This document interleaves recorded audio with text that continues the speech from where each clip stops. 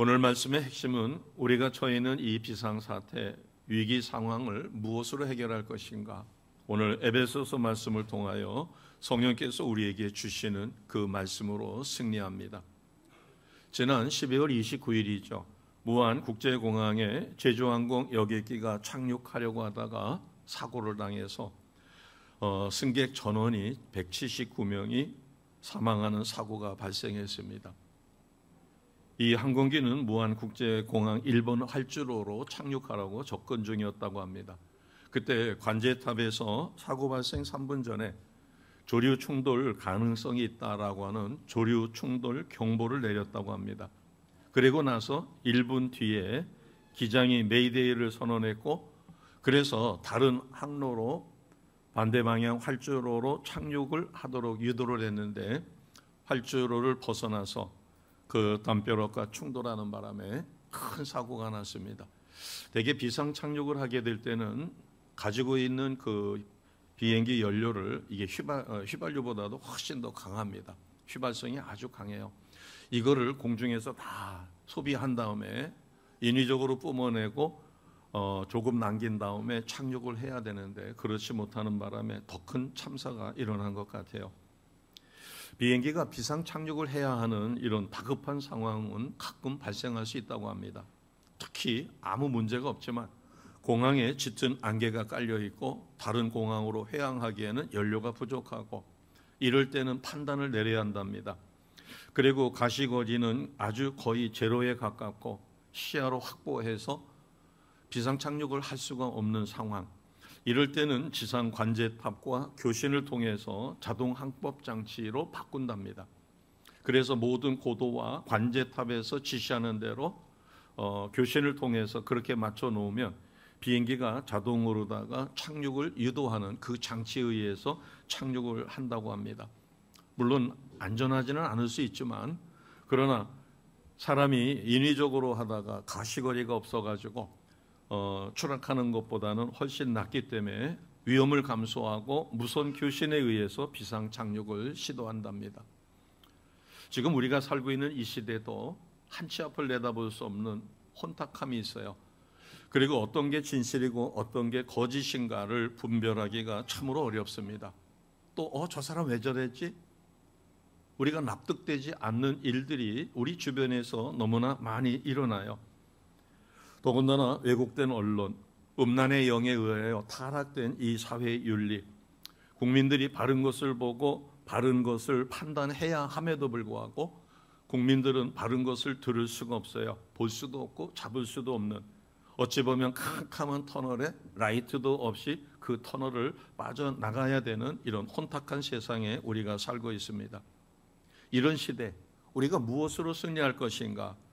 그것은 바로 가시거리가 없는 짙은 안개 속에서 관제탑과 교신을 통해서 비상 착륙을 하듯이 우리에게는 하나님과의 교신이 필요합니다. 하나님과의 교신을 우리는 기도 이렇게 이야기합니다. 우리가 기도할 때 성령께서는 우리가 가야 할 길을 바르고 정확한 길로 우리를 인도해 주십니다. 이 힘이 어디서 나오는가? 그것이 바로 기도의 능력이에요. 하나님은 우리를 위하여 성자 하나님을 이 땅에 보내셨고 십자가에 죽으시기까지 우리를 사랑하셨고 우리를 구원하기 위하여 예수님을 이 땅에 보내시고 십자가에서 죽게 하셨어요. 그래서 하나님의 자녀된 우리가 하나님께 기도할 때 하나님은 기뻐 들으시고 응답해 주십니다. 그래서 언제든지 기도할 수 있도록 그렇게 하고 계신 것이에요. 진실과 거짓을 분별하기 어려울 때 우리는 성령의 도우심으로 하나님께 기도함으로 무엇이 진리고 무엇이 비진리인가를 분별하게 됩니다. 그리고 주의 음성을 듣고 바른 길로 안전한 길로 인도하시는 손길을 따라 승리의 삶을 살아갑니다. 오늘 에베소 말씀을 보면 1장 3절에 찬송하리로다. 이 에베소 말씀은 찬송으로 시작해서 6장 18절 말씀에 깨어 기도하라고 이 말씀을 마칩니다. 기도는 영적 전쟁을 수행하는 군사들에게 있어서 아주 중요한 무선 통신과 똑같습니다. 비행기를 조종하는 조종사들이 지상 관제탑과 끊임없이 통신을 하고 또 항로를 이탈했을 때는 지상 관제탑에서 연락이 갑니다. 몇 편 무슨 비행기 지금 항로를 이탈했다, 항로를 바로잡으라 해서 다시 항로를 잡아줍니다. 그렇지 않으면 항로를 이탈해서 연료가 소모되고 그렇게 해서 추락하거나 행방불명될 수가 있으니까 하나님의 자녀여 십자가 군병으로 우리는 하나님 아버지와 끊임없는 기도로 교신하고 그래야만 영적 싸움에서 이길 수가 있어요. 기도는 나의 욕망이나 나의 소원만을 하나님 앞에 드리는 하나의 수단이 아니라 기도는 해분폰입니다. 우리가 지상에서 서로 간에 대화를 하기 위해서 휴대폰 또는 핸드폰이라고 하는 것을 사용합니다. 하나님과의 교신은 해분폰이죠. 해분폰은 다른 말로다가 기도라고 이야기합니다. 하나님과의 대화를 위하여 하나님은 우리를 영에 속한 자로 변화시켜 주셨고 믿는 자의 특권인 기도의 특권을 주셨습니다. 그래서 우리는 하나님과의 대화를 나눌 수 있어요. 이것이 바로 기도의 능력입니다. 그래서 하나님은 아버지 나라와 그 의를 이 땅에서 이루며 하나님 나라가 확장되는 일에 우리를 진실로 쓰기 원하셔. 그리고 우리가 영혼을 구원하는 그 일에 참여하기를 원하십니다. 자, 오늘 18절에서 20절을 보시게 되면 이 기도는 크게 성도를 위한 기도와 목회자를 위한 기도로 나누어져 있어요. 먼저 18절을 보겠습니다. 18절 같이 갑니다. 모든 기도와 간구를 하되 항상 성령 안에서 기도하고 이를 위하여 깨어 구하기를 항상 힘쓰며 여러 성도를 위하여 기하라. 아멘. 여러 성도를 위하여 구하라. 사도 바울이 마지막 부탁이 기도입니다.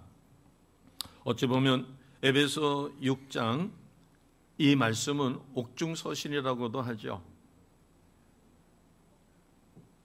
사도 바울은 사랑하는 성도들에게 교리를 부탁하거나 다른 주의 일을 힘쓰라고 부탁하는 것이 아니라 8절에 보면 18절에 항상 성령 안에서 기도하라고 그러면서 깨어 구하기를 항상 힘쓰라.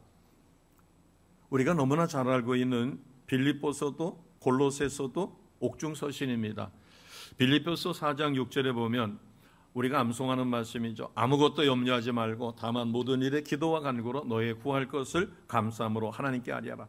그러면 하나님께서 이 모든 필요한 것을 우리에게 채워주십니다. 자, 똑같은 맥락의 말씀이 골로새서 4장 2절 말씀이에요. PPT 준비했습니다. 우리가 같이 선포하겠습니다. 시작. 기도를 계속하고 기도에 감사함으로 깨어 있으라. 아멘. 깨어 있으라는 것이죠. 잠자고 있으면 아무리 전신갑주를 영적으로 무장했어도 그것은 무용지물이 될 것이기 때문입니다.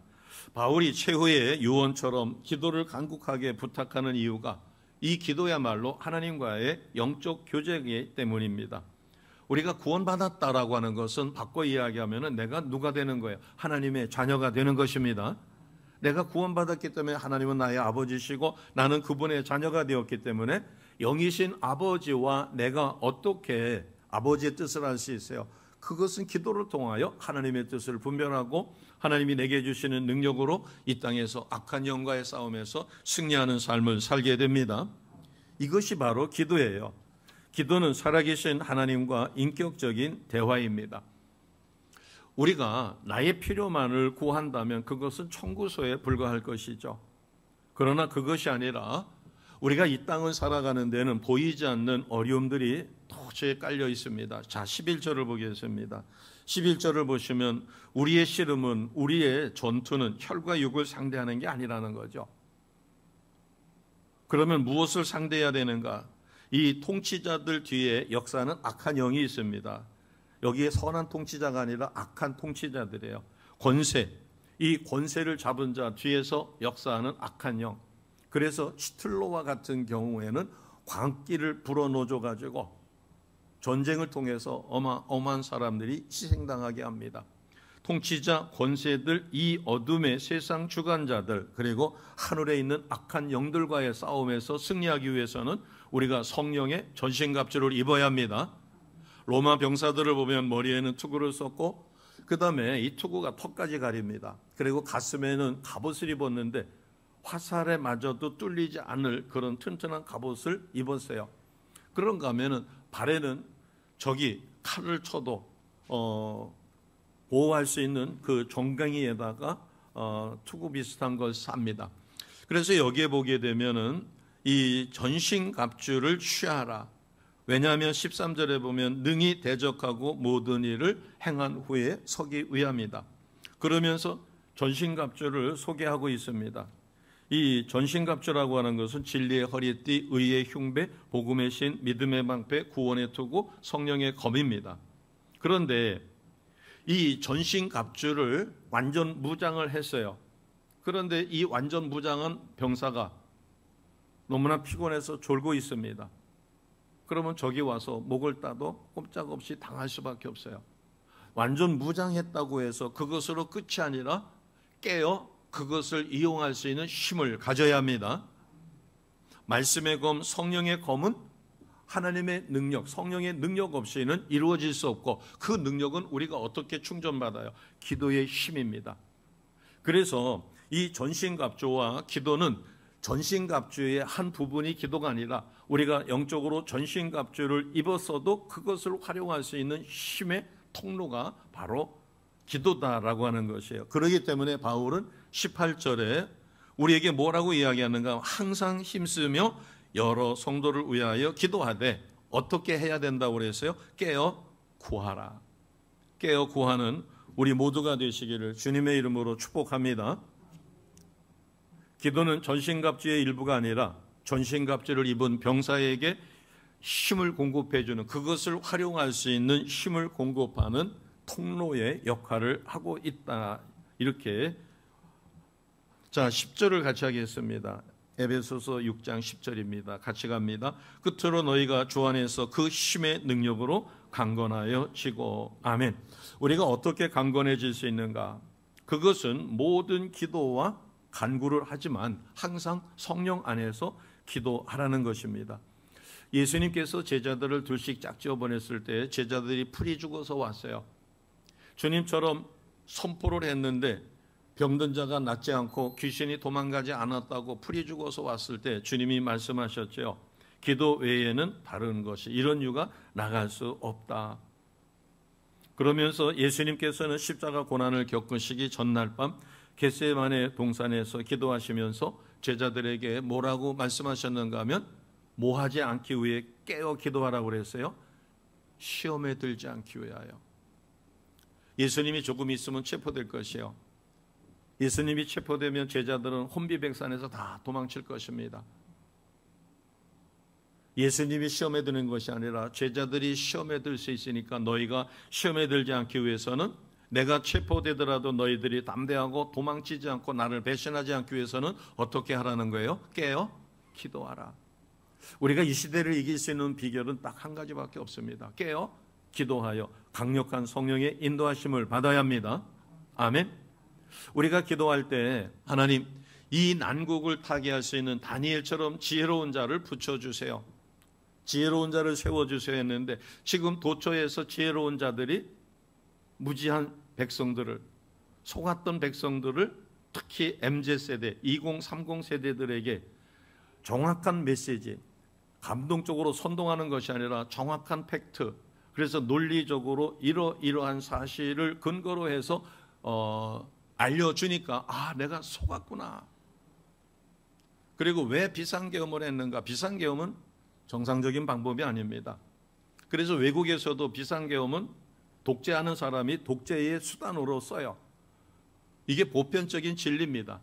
그런 보편적인 진리를 머릿속에 담고 있었던 그런 사람들은, 저부터도 멘붕에 빠진 이유가, 지금이 때가 어느 때인데 비상계엄이야. 그러나 달을 가르치는 손가락을 보지 않고 달을 봤었을 때 왜 그렇게 되었는가? 이것을 알게 된 사람들이 이제는 이게 아니구나라고 해서 그들은 자발적으로 그 추위에도 와서 밤새우고 철야하고 그리고 전심으로 기도하고 그 다음에 돌아서게 되는 것입니다. 성령 안에서 기도하라라고 하는 것은, 설교는 사람을 향해서 선포되어지는 것이에요. 그러나 기도는 누구에게 드려지는 거예요? 사람에게 하는 것이에요. 누구에게? 성령의 도우심으로, 예수님의 이름으로 누구에게 하는 거예요? 성부 하나님께 하는 것입니다. 그렇기 때문에 하나님은 영이셔요. 하나님은 거룩하셔요. 그래서 우리가 거룩함을 유지하며 영이신 하나님께 내 기도가 상달되기 위해서는 영적 교류가 있어야 합니다. 그래서 어디서 기도하라는 거예요? 성령 안에서 기도하라. 18절을 다시 한번 보겠습니다. 모든 기도와 간구를 하되 항상 어떻게 기도하라고 되어 있어요? 성령 안에서. 성령 안에서 기도한다라고 하는 것은 내가 예수님을 나의 구원자 주님으로 영접하는 그 순간 성령님은 이미 나의 영 안에 계십니다. 내 영 안에 계시고 또 내가 기도하려고 할 때 성령의 임재 속에 능력을 주셔요. 기도할 수 있는 힘을 주시고, 내가 온전치 못할 때는 정확하게 내가 뭐를 잘못했다라고 일러줘서 우리는 거룩한 영, 회개의 영, 정직한 영에 의하여 철저히 회개하고, 회개한 다음에 거룩함을 회복하고 하나님 앞에 기도하여 응답을 받습니다. 그래서 성령 안에서 기도하라. 성령 안에서 기도하라고 하는 것은 너가 거룩함을 회복하라, 하나님과의 관계를 두텁게 하라, 그리고 말씀 따라 기도의 삶을 철저히 살으라, 이런 말과 같은 맥락입니다. 자, 유다서 1장 20절을 보겠습니다. 유다서 1장 20절 같이 가겠습니다. 같이 선포합니다. 시작. 사랑하는 자들아, 너희는 너희의 지극히 거룩한 믿음 위에 자신을 세우며 성령으로 기도하며. 아멘. 무엇으로 기도하라고 가르쳐줘요? 성령으로 기도하라. 만약에 기도가 세상 사람들과의 대화일 것 같으면 굳이 성령으로 기도할 필요가 없어요. 기도는 누가 받으시는가, 누구에게 드리는가? 성부 하나님께 드려요. 그래서 하나님은 법을 정해 놓으셨어요. 누구의 이름으로 기도해야 돼요? 반드시 나를 구원하신 예수님이 나의 구원자여 주님이심을 믿고 예수님의 이름으로 기도합니다. 그러면 누가 나를 도와주셔요? 성령 하나님이 나를 도우시고 내 기도를 은쟁반에 담아서, 시각적으로 이야기하면 은쟁반에 담아서 올려드리는 것이에요. 향을 피워서 그 향이 하나님 앞에 상달되는 것처럼 우리의 기도를 성령의 도우심으로, 그래서 우리는 성령 안에서 기도해야 한다. 자, 같은 맥락의 말씀이 로마서 8장 26절입니다. 로마서 8장 26절 같이 갑니다. 시작. 이와 같이 성령도 우리의 연약함을 도우시나니 우리는 마땅히 기도할 바를 알지 못하나 오직 성령이 말할 수 없는 탄식으로 우리를 위하여 친히 간구하시느니라. 아멘.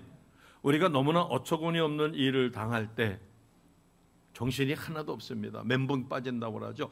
혼미해진다. 그러나 성령께서는 나에게 차분한 마음을 주시고 이럴 때일수록 성령에 의지하여 기도하게 만들어 주시며 또 무엇을 기도할 것인가를 생각나게 하십니다. 우리가 너무나 어처구니 없는 큰 일을 당하면 처음에는 억장이 무너져 가지고 기도가 전혀 나오질 않아요. 어떻게? 아이고 어떡하지? 이 소리밖에 나올 수가 없죠. 그러나 이내 평정심을 성령께서는 찾게 하시고 이럴 때일수록 기도해야 된다라고 해서 이야기합니다.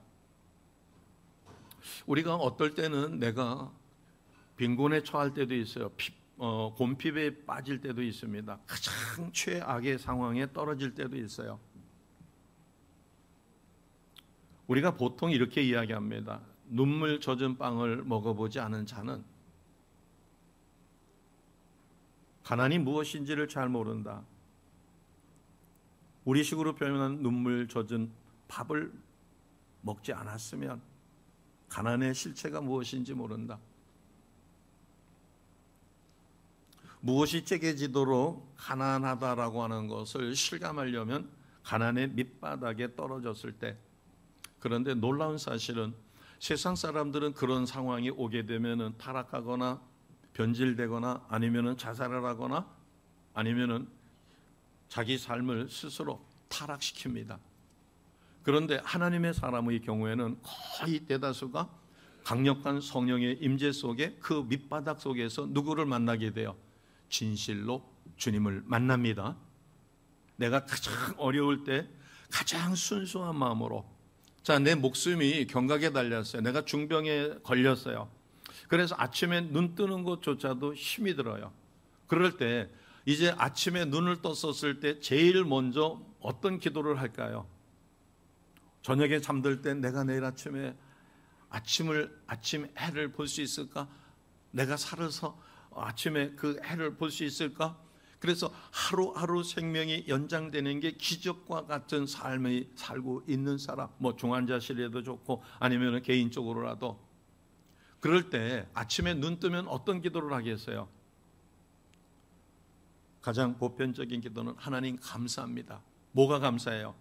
오늘 하루 연장시켜 주셔서 감사합니다. 오늘 하루 햇빛을 더 보게 해주셔서 감사합니다. 자, 목숨이 경각에 달렸어요. 하루하루 가까스로 생명을 유지하는 사람이 내가 나라를 위해서 큰 일을 할 테니까 내게 능력 주세요. 아니면은 내가 뭐 경제적으로다가 뭐 이렇게 이런 것을 구하는 게 아니라 자기의 생명을 연장시켜 그 주신 그거 하나만으로도 감사합니다. 그럴 때 나의 한계를 깨닫고 내가 얼마나 연약한 존재인가를 깨닫고, 그럼에도 불구하고 하나님은 나를 포기하지 않고 오늘도 또 하루를 주셔서 오늘 하루 하나님과 깊은 교제를 하게 만들어 주셔요. 우리가 너무나 잘 알고 애우는 시편 23편 1절은 다윗이 그렇게 이야기합니다. 여호와는 나의 목자시니 내게 무엇이 없으리로다. 그래요? 부족함이 없으리로다. 우리가 얼핏 생각하면 그래, 다윗은 왕이었고 왕이니까는 뭐 부족한 게 전혀 없었겠지. 그렇게 생각하면 다윗이 그 고백을 우리가 이해 못하는 것이에요. 다윗은 항상 결핍이 있었던 사람입니다. 자, 아버지와 여러 형제가 있었을 때 형제들은 아버지가 인정을 해서 사무엘 선지자가 기름 부으러 갔을 때 형제들은 다 부름을 받았지만 막내였던 다윗은 부름을 못 받았습니다. 그래서 사무엘이 묻습니다. 너의 아들이 전부 다냐? 하나님이 이들은 아니라고 하는데. 그러니까 들판에서 양을 치는 막내가 있긴 있습니다. 그것은 바꿔 이야기하면 형들은 이런저런 면에서 출중했는지 어쩌는지 아버지로부터 인정을 받아 사무엘 앞에 세웠는데 막내는 아버지가 생각할 때 기름 부음 받을 제목이 아니라고 생각했던 모양인지, 그래서 그를 불러오라고 했을 때 비로소 하나님은 그에게 기름 부으라. 자, 아버지로부터도 결핍이 있었습니다. 자, 기름 부음 받은 다음에 꽃길만 갔나요? 그는 골리앗을 물리치고 사울 왕의 사위까지 되어지는 큰 적이 올랐지만 사울 왕이 까닭없이 미워해서, 사울은 천천히요 다윗은 만만이라 해가지고 다윗을 미워하게 됐고 그를 죽이려는 특공대가 계속해서 집요하게 따라다닙니다. 10수년을. 더군다나 다윗을 따르던 400~500명의 유랑자들이 있었어요. 그들을 먹여야 되는데 혼자 도망치기도 바쁜데 그들을 먹여야 되고, 그래서 나중에는 도저히 견디다 못해서 이웃으로 넘어갑니다. 넘어갈 수 없는 이방 왕에게 가가지고 미친 척하고 수염에다가 침을 질질 흘려가지고 그렇게 해서 가까스로 위기를 모면할 때가 수없이 많았어요. 다윗은 모든 것에서 꽃길만 걸었고 부족한 것이 전혀 없기 때문에 내게 부족함이 없다고 고백한 게 아니라 그 고백이 그 가장 처참하고 먹을 것이 없고 생명의 위기 앞에서도 누구를 의지할 때, 하나님만을 의지하고 하나님 앞에 기도할 때 평강이 찾아왔고 하나님은 그 위기를 극복할 수 있도록 피할 길도 주셨고 역사가 일어났습니다. 그때마다 다윗이 체험한 것은 하나님은 나의 목자시다. 내가 목자 되시는 하나님만 철저히 믿고 의지하면, 좋은 목자를 만나면 푸른 풀밭 먹을 쉴 만한 물가로 인도를 받습니다. 그것을 고백하는 거예요. 그러니까 지금 우리나라가 이와 같은 비상사태여 위기 상황에 처해 있을지라도 우리는 이럴 때 나를 돌아보고 내가 깨어 기도하지 못했구나, 바닥을 쳤구나 라고 생각해서 정말로 진실로 성령 안에서 우리가 깨어 기도하면 놀라운 역사가 일어납니다. 이것은 우리에게는 상급이 될 것이에요. 내 발등에 불이 떨어졌었을 때 그것을 끄기 위하여 기도했다면 하나님은 기도 응답으로 인하여 그것은 당연히 내가 불 끈 것이 되지만, 나라와 민족을 위하여 기도하라, 그의 나라와 그의 의를 위하여 기도하라, 그리하면 너희의 필요한 모든 것을 주님은 채워주신다고 역사에 말씀하여 주셨습니다. 기도는 혼자 하는 것이 아니라 언제나 성령과 함께 하게 되어집니다. 성령 안에서 기도하라는 것을 우리가 이렇게 또 한번 보겠습니다. 에베소서 2장 12절과 13절은 구원받기 전과 구원받은 이후를 가르쳐 줍니다. 자, 에베소서 2장 12절입니다. 같이 하겠습니다. 그때에 너희는 그리스도 밖에 있었고 이스라엘 나라 밖에 사람이라. 약속의 언약들에 대하여는 외인이요 세상에는 소망이 없고 무엇도 없어요. 왜 없어요? 그때는 구원받기 전이에요. 하나님을 믿고 예수님을 나의 구원자 주님으로 영접하기 전이니까 그때는 예수님과 나는 상관이 없으니까 하나님과도 아무런 상관이 없는 자예요. 자, 13절은 구원 이후입니다. 13절 같이 갑니다. 시작. 이제는 전에 멀리 있던 너희가 그리스도 예수 안에서 그리스도의 피로 가까워졌느니라. 아멘. 이제는 저희가 멀리 있었지만 전에는, 그러나 그리스도 예수 안에서 주님의 십자가 보혈의 공로로 하나님과 가까워져 하나님의 자녀가 되었습니다. 자, 그러므로 인하여 어떤 일이 벌어졌을까요? 18절입니다. 같이 선포합니다. 시작. 이는 그로 말미암아 우리 둘이 한 성령 안에서 아버지께 나아감을 얻게 하려 하심이라. 아멘. 한 성령 안에서. 그래서 우리는 영적으로 깨워줌을 잃었을 때, 나라가 없어지면, 우리가 전 정부 때 코로나19로 인하여 예배를 제대로 드리지 못했고, 그로 인하여 그 후유증으로 지금도 가나안 성도가 전체 크리스찬의 3분의 1 정도가 된다고 합니다. 또 그때 후유증으로 인하여 교회가 견디다 못해서 문을 닫은 교회가 부지기수로 많습니다.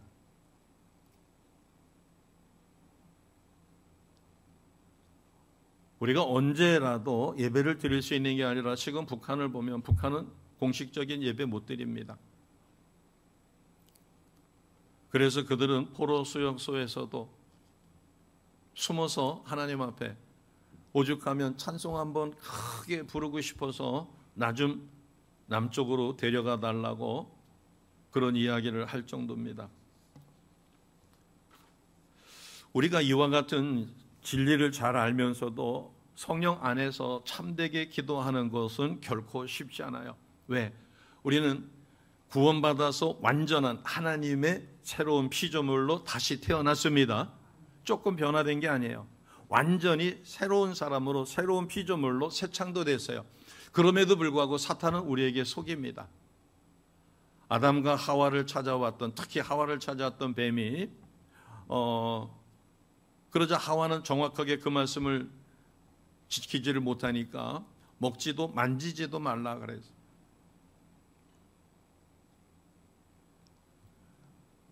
우리에게는 옛 성품이 있습니다. 옛 기질이 있어요.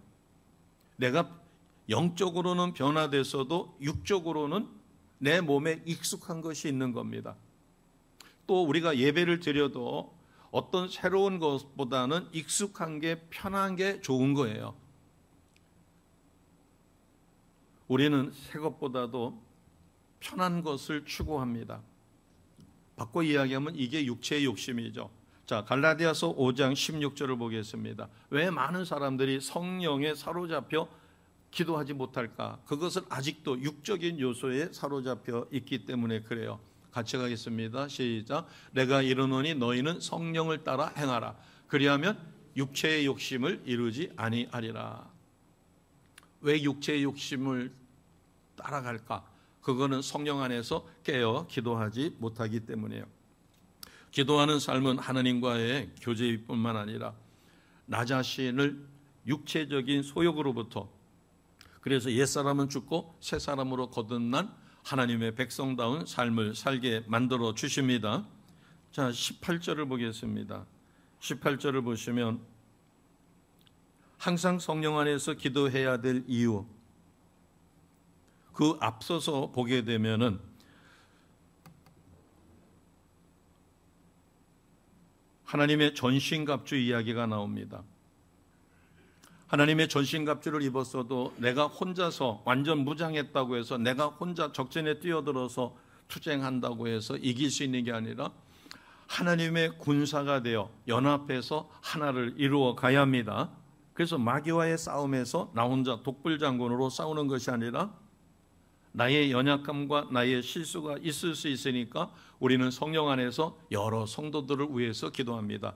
그것이 18절에 보니까 모든 기도와 간구를 하되 항상 성령 안에서 기도하고 이를 위하여 깨어 구하기를 항상 힘쓰며, 그리고 중요한 것이 있습니다. 누구를 위하여 구하라고 그랬어요? 여러 성도를 위하여 구하라. 우리의 동역자들을 위하여 우리는 기도해야 합니다. 그래야만 우리가 승리할 수 있기 때문에 그렇습니다. 예수님은 제자들을 사탄이 집중적으로 공격하는 것을 보셨죠. 그래서 베드로를 부르시면서 뭐라고 이야기하는가 하면, 베드로야, 내가 너를 위하여 너의 믿음이 떨어지지 않도록 기도하고 있다라고 가르쳐 주십니다. 마찬가지로 주님은 부활 승천하셨지만 우리를 위하여 중보기도 하고 계심을 우리는 확실히 믿습니다.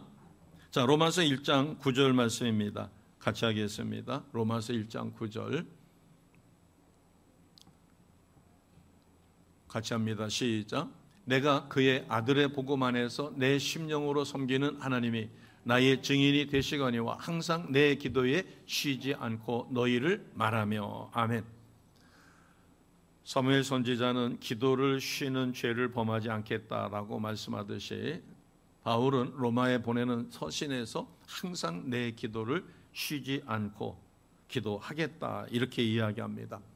자, 우리는 중보기도를 하되 나의 이웃, 우리 성도들을 위하여, 그리고 지금 나라와 민족을 위하여 애쓰고 있는 이들을 위하여 우리는 이름 불러가며 기도해 주어야 합니다. 자, 19절을 보겠습니다. 또 다른 기도의 모습이 나오는데 19절 같이 갑니다. 시작. 또 나를 위하여 구할 것은 내게 말씀을 주사 나로 입을 열어 복음의 비밀을 담대히 알리게 하옵소서 할 것이니. 아멘. 자, 19절에 보니까 누구를 위하여 기도해 달라는 거예요? 바울 사도를 위해서 기도해 달라는 겁니다. 나를 위하여 구할 것은 내게 말씀을 주사, 말씀의 권세가 있어서 복음을 선포할 때 많은 영혼들이 하나님 앞으로 돌아설 수 있기를 위해서 기도해 달라고.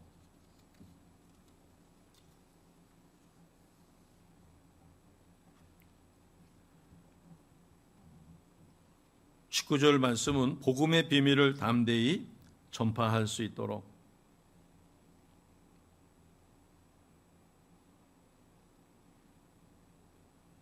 저는 이번 여러 가지 상황을 놓고 보면서 선동적인 유튜버들도 많습니다. 또 거짓을 만들어내 가지고 꼴딱 속게 만드는 것도 있고, 그 다음에 이런 것을 이용해서 거짓 정보를 만들어 가지고 사람들이 호기심이 아니라 갈급하는 게 있으니까 그것을 클릭해서 클릭 수가 올라감으로 광고 효과를 얻으려고 하는 아주 악질 유튜버들도 있죠. 그러나 굉장한 공격을 받으면서도 정확한 팩트를 근거로 해서 이야기하기 때문에 설득을 당하는 것이에요. 그래서 우리가 기도할 때 다니엘처럼 지혜로운 자를 하나님이 붙여달라고 했더니 지혜로운 자가, 그런 영어에도 능통합니다. VOA라고 하는 미국의 소리, 거기에서도 따지만, 그러나 미국 정계에 미국은 우리와 달라가지고 오픈시키는 게 많이 있어요. 그런 문서들을 정확하게 해서 거기에서 유추해가지고 그것을 논리적으로 이야기하니까 강압적으로다가 하지 않아도 그것을 정확하게 보고 판단할 수가 있게 만들어 줍니다. 그러므로 해서 특히 젊은이들이 그 사람을 통해서 영향력이, 그러니까 반대편에 있다가 돌아오는 그들이 많습니다. 우리가 이렇게 앞서서 일하는 사람들은 이름을 불러가며 기도해 줘야 합니다. 특히 대통령이라든가 아니면은 한덕수 국무총리와 같은 경우라든가, 또 지금 권한 대행을 하고 있는 사람들, 내가 그 사람을 좋아서가 아니라 나 정치 성향이 맞아서가 아니라 국가가 안정적으로 가기 위해서는 나라 지도자들을 위해서 기도해 줘야 합니다. 지금 문제를 일으키고 있는, 예를 들어서 북한의 김정은을 이름 불러가며 기도해야 돼요. 김정은이를 추종해서가 아니라 그 뒤에 역사는 악한 영을 우리가 쫓아주는 권세 있는 기도를 해야 합니다. 그렇게 해서 그가 돌아서게 하되, 그렇게 해도 돌아서지 않으면 하나님이 징벌해 달라고, 그를 심판해 달라고. 지금 이 상황이 왜 일어났는가? 그래서 그 사람 이름 불러가며 기도하되 그가 돌아서지 않고 하나님의 역사하심에 대항한다면 하나님은 그를 심판하실 것이에요. 징벌하실 것입니다. 이를 위하여 우리는 깨어 기도하셔야 합니다. 세상 사람들은 사마리아 사람들을 증오하고 미워했어요.